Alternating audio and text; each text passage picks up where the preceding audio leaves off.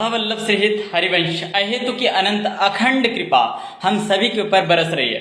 प्यारे दोस्तों, कुछ लोगों का सवाल है कि हम कैसे जाने कि प्रिय प्रीतम हमारे लाडली स्वामिनी जी जैसे की कृपा है हमारे ऊपर, है ना। देखिए, हमें लाडली जी की कृपा तो हमेशा के लिए है।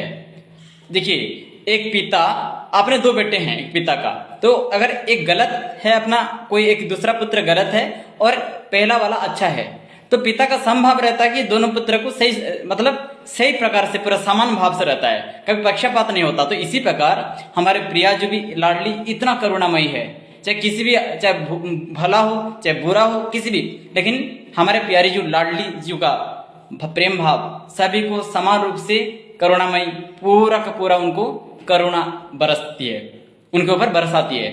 तो कहने का मतलब यह है कि दोस्तों, अगर हमको पता कैसे चलेगा कि स्वामिनी का असीम कृपा है, हमको लाडली जो हमारे स्वामिनी जो हमको याद कर रही है।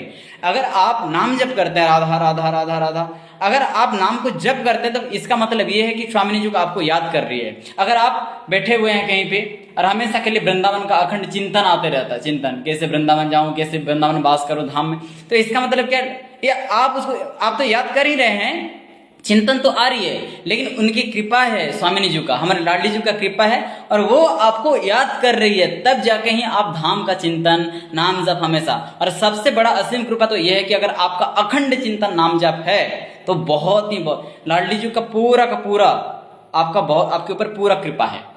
वो आपको पूरा शुद्ध करना चाहती है ना।